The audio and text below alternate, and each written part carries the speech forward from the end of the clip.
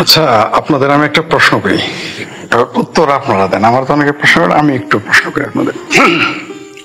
আচ্ছা, ডক্টর ইউনূস কি পলিটিশিয়ান? আপনারা বলেন তো, আপনারা বুকে হাতে বলেন, ডক্টর ইউনূস কি পলিটিশিয়ান না ব্যবসায়ী? তিনি ব্যবসায়ী নাকি পলিটিশিয়ান? একটা শিশুও জানে যে রাজনীতি বলবে যে ব্যবসায়ী। আমাদের বাংলাদেশে চিঙ্কু বাম, মিঙ্কু বাম, সিঙ্কু বাম, টিঙ্কু বাম, ডিঙ্কু বাম যারা আছে, এরা এমনকি এই যে লুঙ্গি মাজাহার সহ হাউকাউ করতো সারাদিন। এই ব্যবসায়ীরা কেন ইয়েতে আসে, ব্যবসায়ীরা কেন রাজনীতিতে আসে? এই যে সংসদ আগে ছিল 5% রাজনীতি, ব্যবসায়ী এখন হয়ে গেছে 70%। এইভাবে আমরা 30 বছর, আমি যতদিন থেকে বাম রাজনীতিতে অংশ নিয়েছি, 30 বছর যাবতীয়, প্রায় 25 বছর যাবতীয় দেখতেছি এই কথাগুলো তারা বলে এই যে দেখেন ব্যবসায়ীরা বেড়ে যাচ্ছে, ব্যবসায়ী বেড়ে যাচ্ছে। এবার 100% ব্যবসায়ী, আর দুইটা নাবালক আছে। ব্যবসায়ী রাজনীতি করছে, নাবালক ভালো। নাহিদ নাকি কি, আসিফ নাম নাকি কি যেন, আমি জানি না, মাতাব নাকি নাম, দুইটা যে ওই যে ছাত্র মেধাবীদের আন্দোলনের যে সমন্বয়ক, দুইজন নাবালক যে এখন আমাদের উপদেষ্টা, এই দুই নাবালক উপদেষ্টার প্রতি আমার কোনো অভিযোগ নেই। বরং এরা কিন্তু ব্যবসায়ী না, এরা ব্যবসায়ীদের খপ্পরে পড়ছে। এরা সাম্রাজ্যবাদ এবং মার্কিন সাম্রাজ্যবাদ এবং ব্যবসায়ীদের খপ্পরে পড়ছে, দুই নাবালক সমন্বয়কারী। যাই হোক, সে নাবালক একদিন সাবালক হবে, সে বুঝতে পারবে, কোনো সমস্যা নেই। কিন্তু আর যে 10 জন আছে, একজনকে পলিটিশিয়ান, সবগুলো ব্যবসায়ী। কিসের ব্যবসায়ী? এনজিওবাদী। এনজিও কোনো ব্যবসা না, এটা হলো মানুষকে চুতিয়া বানানোর ব্যবসা হচ্ছে এনজিওর ব্যবসা। মানুষকে পৃথিবীতে সবচেয়ে বড় চুতিয়া বানানো যায় এনজিওর ব্যবসা করে। মানুষকে সবচেয়ে ঠিক মতো রক্ত চোষা যায় এনজিও করে। এটা কারা শিখিয়েছে আমাকে জানেন? এই চিঙ্কু মিঙ্কু ডিঙ্কু সিঙ্কু মিঙ্কু বামেরা। মৌলবী সাহেব তো জানেন এনজিও হারাম, এনজিওতে চাকরি করাই হারাম। এখন মৌলবী সাহেবদের কাছে ডক্টর ইউনূস ভালো হয়ে গেছে, মহামানব, মানে নবী রাসূল ঘোষণা করা বাদ আছে ডক্টর ইউনূসকে। এমন অবস্থা গেছে বাংলাদেশে যে এখন নবী রাসূল। এই মিডিয়া একদিন কিন্তু এই ইউনূসের কি যে বলবে আপনার সামনে দেখতে পারবেন, তার সম্পর্কে কি বলবে। ডক্টর ইউনূস এনজিও যখন করেন, কিভাবে করেন? গ্রামে গঞ্জে যেতেন, মানুষকে টাকা ধার দিতেন, ঠিক আছে, দিয়ে তিনি সেই টাকা 36% থেকে 45% সুদ আদায় করতেন। ইসলামের পরিভাষায় সুদ হচ্ছে মায়ের সাথে জেনা করা। আমি বলি নাই, হুজুরা বলছে, আমার বললেন না, আমি বলছি। কারণ আমার কাছে ধর্মীয় ব্যাপারগুলো, আমি ধর্মের ব্যাপারে আমার তো আগ্রহ নাই, ভালো মন্দ কোনোটাই নাই, ওটা আপনাদের ব্যাপার। পবিত্র ইসলাম ধর্মের, পৃথিবীর শ্রেষ্ঠ ধর্ম বলে দাবি করা হয়, পৃথিবীর অন্যতম ধর্ম এবং সত্য ধর্ম। সেই সত্য ধর্মে লেখা আছে সারানা পরিমাণ সুদ খাওয়া মানে নিজের মায়ের সাথে ব্যভিচার বোঝেন, সেক্স করা মায়ের সাথে। এত বড়, মানে সেক্স করা তো হয় না, বোঝানো, এটার অন্যায়টা বোঝানোর জন্য এটা বলছে সেই সুদখোর। আবার ইউনূস সাহেব কি বলছেন জানেন? যে তিনি তো এই ব্যাংকের মালিক তিনি না, এটা জনগণ মালিক। আবার ইউনূস কি বলছে জানেন? কত বড় বাটপার! ব্যবসায়ীরা তো বাটপার হইতেই হবে, যত বড় ব্যবসায়ী তত বড় বাটপার, তত বড় শোষক। উনি বলছেন, একদিকে বলতেছে যে আমি তো এই ব্যাংকের মালিক তো আমি না, এই ব্যাংকের মালিক নাকি তিনি না। আবার তিনি বলতেছেন আমি 1.5 কোটি লোককে আমি প্রতিষ্ঠিত করেছি আমার ব্যাংকের মাধ্যমে। বাটপারিটা দেখেন, একদিকে বলতেছে এই ব্যাংকের মালিক তো আমি না, জনগণ। আবার বলতেছে আমি 1.5 কোটি লোককে, 1 কোটি লোককে আমার ব্যাংক থেকে টাকা দিয়ে আমি তাদের কিস্তি দিয়ে আমি তাদের সহযোগিতা করেছি। কি মজার না? চিন্তা করে দেখছেন তো ডক্টর ইউনূস কি করছে? এই ডক্টর ইউনূস হলো এখন বামপন্থীদের খুব মিষ্টি লাগতেছে। ডক্টর ইউনূস কেন বামপন্থী? এখন বামপন্থী ভাইরা বলেন না কেন যে এই তত্ত্বাবধায়ক তথাকথিত ইন্টারিম গভর্নমেন্ট, মানে আমার ভাষায় ইনফ্লুয়েঞ্জা গভর্নমেন্ট, তথাকথিত ইনফ্লুয়েঞ্জা গভর্নমেন্টের সবগুলোই যে এনজিওবাদী, এনজিওর মালিক। এখন তো এখন আপনারা বলেন না কেন ও নিজের কাজ যদি কেউ করে তখন বোঝা গেল যে দেশের বামপন্থীরা হলো বাটপার, মৌলবীরা তো মহাবাটপার, এটা আমরা জানি। কারণ তার সকালে এক ফতোয়া দেয়, বিকালে এক ফতোয়া, সুবিধা পাইলে এরা সব ফতোয়া, এরা মোটামুটি এখন এরা জেনা ব্যভিচারকে হালাল করে ফেলবে। ব্যাংকে তো এরা কিছু পয়সা পেয়ে তো ইসলামিক ব্যাংক বানাই ফেলছে, ফতোয়া দিয়ে দিচ্ছে ওগুলো যায়। ঠিক আছে, টাকা পাইলে এরা আরো কিছু করতে পারে। এরা ব্যবসায়ীদের চাইতেও খারাপ, মৌলবীরা বাংলাদেশের টাকা পাইলেই ফতোয়া পাল্টে যায়, লাভ হইলে ফতোয়া পাল্টে যাবে। সুযোগ সুবিধা যত দিবেন এরা দেখবেন ঠান্ডা। এই দেশের বাংলাদেশের মৌলবী আর বামপন্থী, বামপন্থী হলো 1 নম্বর বাটপার, সেটা চিঙ্কু, এখন মিঙ্কু মানে মস্কো, চিঙ্কু মিঙ্কু সিঙ্কু যারা আছে সব বাটপার, প্রমাণ পেয়েছেন তো। এতদিন বলছে যে কেন সংসদে এত ব্যবসায়ী হবে, একেবারে গলা ফাটায় চিৎকার করতো, আর এখন বলতেছে এখন কোনো প্রতিবাদ নাই। সবগুলোই কিন্তু এনজিওর লোক, এই 10 জনই, আর 2 জন তো না বলো, ওদের নিয়ে আমি কোনো কথা বলতে চাই না। এরা বাচ্চা লোক, বাচ্চা লোক ভগবান হতা হ্যায়, উসকো গুনা উসকো খাতা মাফ কিয়া যা মানে মাফ কিয়া যায়গা, এদের মাফ করে দিবেন আপনারা, কেন এরা ভুল বুঝতে পারছে, ভুল করে এগুলো করছে, এরা একদিন ভুল বুঝতে পারবে, এটা পরে আলাপ করবো। আর যে 10 জন আছে এগুলো সবগুলোই এনজিওবাদী বাটপার, সবগুলোই বাটপার। আমার একজন বলছে আমারে যে আপনি কি আর ডক্টর ইউনূস, ইউনূস আমার, আবারও বললাম আমার এই যে এটা ইউনূস, ইউনূসের বাংলাদেশের কৃষকের যে অবদান আছে ইউনূসের আছে, ইউনূস লুটে পুটে নিয়ে গেছে। এটা গ্রামীণ ব্যাংক নাম দিয়ে, গ্রামীণ ফোন নাম দিয়ে দেশের বাসটা ঠিক মতো দিছে ডক্টর ইউনূস, ঠিক মতো দিছে, ঠিক আছে। আবার শুনতেছি যে মসজিদ মাদ্রাসার কিরকম বদমাইশ দেখেন, সে আবার মসজিদ মাদ্রাসা নাকি বিদ্যুৎ বিল ফ্রি করে দিবে। বুঝতে পারছেন তো ঘটনা, নিজে কিন্তু ক্লিন শেভ, যাতে মাতালারা তালে ঠিক, ব্যবসা ঠিকই বুঝে। ব্যবসায়ীরা কোনোদিনই কোনো দেশের জনগণের উন্নয়ন করতে পারে না। আওয়ামী লীগ বিএনপি যত খারাপ হোক, আবার আমি বলি এরাই জনগণের কাজ করবে, এদের মাধ্যমে আমাদের দেশের পরিবর্তন আনতে হবে। ওই এনজিওবাদী ব্যবসায়ী না, প্রশ্নই আসে না, প্রশ্নই আসে না। এখন খুব মিষ্টি লাগতেছে, যারা খুব খুশি হয়েছেন না যে ডক্টর ইউনূস কানছেন, ওই খুঁটি আমারও বসাই দিলে কালকে ইন্টারিম গভর্নমেন্ট, আমারও এরকম, আমি জানি আমারও বহুত চান্স হয়ে যাবে, আমাকে মহামানব বানাই হলো, আমি জানি বাংলাদেশে এটা স্বাভাবিক। কালকে যদি মনে করেন আমেরিকা থেকে বসাইছে, কালকে ইউনূসের কানটা ধরে বা তেলচোরার মতো পাটা ধরে ডিল মেরে ফেলে দিল বঙ্গোপসাগরে, এটা তো দিবেই 2 দিনের পরে। সাদ্দামের পরিণতি দেখছেন তো, সাদ্দাম ছিল হি ইজ আওয়ার বয়, এই সাদ্দামকে আমেরিকানরা বলতো, আমেরিকান গভর্নমেন্ট বলতো, হোয়াইট হাউস বলতো হি ইজ আওয়ার বয়, আর সাদ্দাম এই ডক্টর ইউনূস হচ্ছে হি ইজ বয় না, এটা এরা বোধহয় বলে he is our old man, ঠিক আছে। একজন আমাকে আবার বলছে ইউনূস না তো কথা বলেন না, বয়স হচ্ছে তো পাগল হয়ে গেছেন, আমার বলছে, তার মানে তো ইউনূসের বয়স কি কম হয়েছে নাকি, আমি ইউনূসকে আমার ছোট ভাই, সে পাগল হবে না। যাই হোক, এই মার্কিনিরা এই খুঁটির জোরে পাঠা কুদে, আমাদের বাংলা ভাষায় কথা আছে, খুঁটির জোরে পাঠা কুদে। তো এরকম আমাকেও যদি আমেরিকার ওখানে বসাই দেয় না, ইউনূসের চেয়ে খুব ভালো দেশ চালাবো, ইউনূসের চেয়ে খুব ভালো দেশ চালাইতে পারবো। যারা সাফা মারেন না, আপনার যোগ্যতা নাই, আপনার যোগ্যতা নাই, আপনার কাছে ইউনূস মহামানব হইতে পারে, পুরস্কার পাইলে মহামানব না, তা আরো তো নোবেল প্রাইজ পুরস্কার পাওয়া যায়, তাদের নিয়ে আসেন। এরকম বাটপাড়া এই দেশের। বামপন্থীরাও বলতো নোবেল প্রাইজ হচ্ছে মার্কিন সাম্রাজ্যবাদের অস্ত্র, মৌলবীরা বলতো ইসলাম ধ্বংস করার জন্য নোবেল প্রাইজ দেয় মুসলমানদের। এখন ভালো হয়ে গেছে, বামপন্থী এবং ইসলামপন্থীদের তথাকথিত 2 জন দেখছেন তো বাটপাড়া এদের, এদেরকে প্রশ্ন করো তো ফরিদ কি বুঝে, ফরিদ কি বুঝে, আমি তো আসলে কিছুই বুঝি না। আমার প্রশ্নগুলো উত্তর দেন এখন বামপন্থীরা, যারা বলতেন যে মার্কিন সাম্রাজ্যবাদের চক্রান্ত হচ্ছে নোবেল প্রাইজ, আপনারাই বলছেন। আর মৌলবীর তো বলছে ইসলামের ক্ষতি করে, বলেন নাই, ভুলে গেছেন এখনই, ও ইউনূসের সাথে ভুলে গেছেন। ডক্টর সিরাজুল চৌধুরী বারবার বলেছেন বামপন্থী ইন্টেলেকচুয়ালের উদাহরণ দিয়ে। আমি তো কিছু বুঝি না, আমার তো ভালো জ্বালায় নাই, আমি তো রাজনীতি কিছু বুঝি না, সব আপনারাই বুঝেন, আপনারাই পড়ালেখা করছেন, আমি তো কিচ্ছু করি নাই, তাই না। তা আপনাদের বামপন্থীদের আব্বাদের একটা উদাহরণ দিই। বামপন্থীদের এক আব্বার নাম হচ্ছে সিরাজুল চৌধুরী।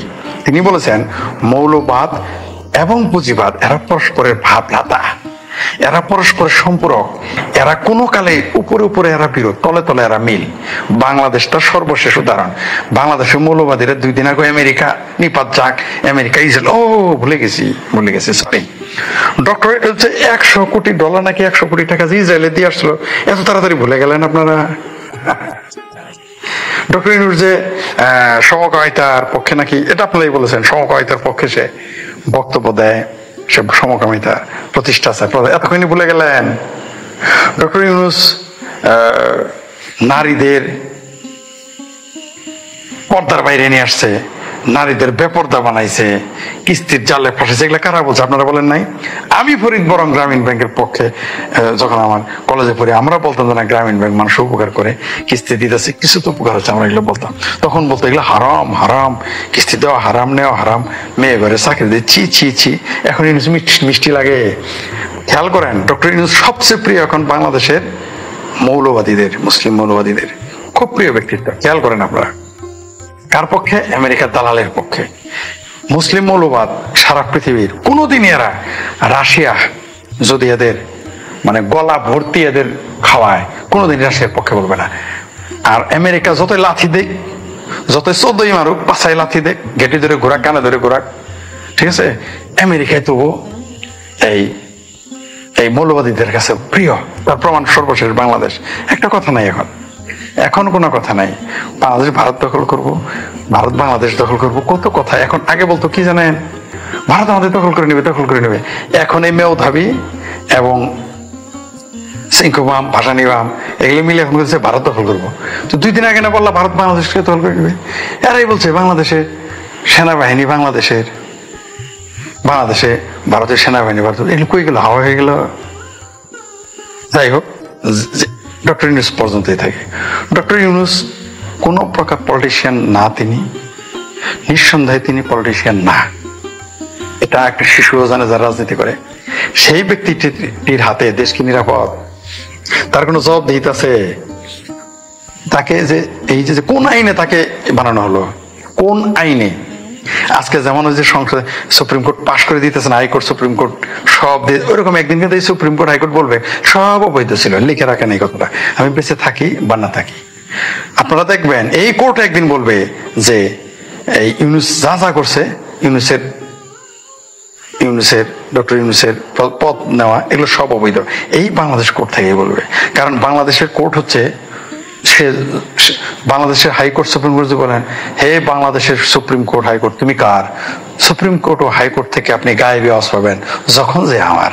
কালকে যদি আমি প্রধানমন্ত্রী হই না, কালকে যদি আমি তত্ত্বাবধায়ক সরকার প্রধান হই, কালকে আমার হয়ে যাবে। আমি যা বলবো তা করতে হবে না। আমি বলার আগেই, আমি যা বলতে চাই তার আগেই বুঝে যাবে আমি কি করতে চাই, তারা তাই বলা শুরু করবে আমার বলার আগেই। এ হচ্ছে বাংলাদেশের, এটা শুধু কোর্ট না, মিডিয়াও। তাই এগুলো নিয়ে চিন্তা করার কিছু নেই। রিয়েলিটি হচ্ছে ডক্টর ইউনুসের কাছে বাংলাদেশ নিরাপদ নয়, থাকতে পারে না। এরা সবগুলো এনজিওর লোক, এরা সবগুলো বাংলাদেশের ব্যবসায়ীরা তো লুটেরা, তার চেয়ে বড় লুটেরা এরা। ডক্টর ইউনুস কোনোদিন স্মৃতিসৌধে গেছিল? ডক্টর ইউনুস কোনোদিন কেন্দ্রীয় শহীদ মিনারে গিয়েছিল? যায় নাই। বরং রাজাকার আলবদরে যে দেখছি না আমরা, সাইদি এমপি তো একবার হলো জীবনে গেছে, নিজামি গেছে, এই রাজাকার আলবদরের বাচ্চারা গেছে একদিন, কিন্তু ডক্টর ইউনুস কোনোদিন গেছে? যায় নাই। এই প্রশ্নটা কেন করেন না? এখন তার বাংলাদেশের দ্বিতীয় স্বাধীনতার নায়কদের জন্য তার দিল বেচেইন হয়ে গিয়েছে, বেচেইন হো গেয়া ডক্টর ইউনুসের। দ্বিতীয় স্বাধীনতা কত বড় কর্তব্য। আর ডক্টর ইউনুস বিরাট বড় পলিটিশিয়ান, তাই না? শিশু আমার পলিটিক্সে সে আমি পয়দা করছি কিছু ছাত্রলীগ, ছাত্রদল, তাদের মতো রাজনৈতিক জ্ঞান ডক্টর ইউনুসের নাই। ডক্টর ইউনুসের রাজনীতির পড়াইতে পারবো, বুঝতে পারছেন? আপনাদের কাছে খারাপ ভাষায় বলি, এটা আপনাদের কাছে আপনারা চাটেন, ডক্টর ইউনুসকে আপনারা চাটতে থাকেন, ওটা আপনাদের ব্যাপার। কারণ আপনারা জানেন সে মহামানব, আপনারা চাটতে থাকেন। আমি জানি সে রাজনৈতিক নাবালক এবং বদমাইশ রাজনৈতিক ভাবে। সে ট্যাক্স ফাঁকি দেয় না এই দেশের 1200 কোটি টাকা। ও এত মহামানব, এত ভালো লোক, এত ভদ্রলোক, টাকা মারছিল কেন? ট্যাক্স মেরে দিয়েছিল কেন? আপনার মামলা হয়েছিল শুধু কি রাজনৈতিক মামলা মনে করছেন? ওইটা সে তো আসলে ট্যাক্স ফাঁকি দিয়েছিল। এরকম একটা ক্রিমিনালরা আপনারা ক্ষমতা দিয়ে দিলেন, তারপর যে পলিটিশিয়ানই না, একটা ক্রিমিনাল হয়ে গেছে আমাদের দেশের প্রধান। ট্যাক্স ফাঁকি দেওয়া উন্নত বিশ্বের সবচেয়ে বড় অপরাধের একটা, তাদেরকে রসবৈতর মনে করে। আর ডক্টর ইউনুস বলেন গ্রামীণ ব্যাংক আমেরিকায় করতে, গ্রামীণ ব্যাংক ইউরোপে করতে, গ্রামীণ ব্যাংক সুইডেনে করতে। পুঁজি পাট্টা খুঁজে পাবে না, করুক না যায়। নোবেল প্রাইজ ওইখানে আরো 2-4টা 10টা নিয়ে আসেন যায়। আমেরিকায় করুক দেখি। একবার নাকি ছিল ইউরোপে, গাট্টি বুসকা বেঁধে চলে আসছে, কারণ ওইখানে কাজ হয় নাই। কাজ জানে এটা বাটপারি, কারণ তার কাছ থেকে ঋণই নেয় না। কারণ কোন পাগলে কামড়াইছে যে 36% থেকে 45%, 45% ইন্টারেস্ট দিবে। এত পাগল হয়েছে ইউরোপীয়রা, হ্যাঁ, এত পাগল ইউরোপ। গ্রামীণ ব্যাংক ডক্টর ইউনূস বলেন যে ডক্টর ইউনূস যে বিদেশে ব্যাংক বানাইছিল, এই যে চাপা মারে যে গ্রামীণ ব্যাংকের মালিক তো আমি না, সাধারণ মানুষ। গ্রামীণ ব্যাংক যে বিদেশে যে ইনভেস্ট করছিল কার টাকা ছিল?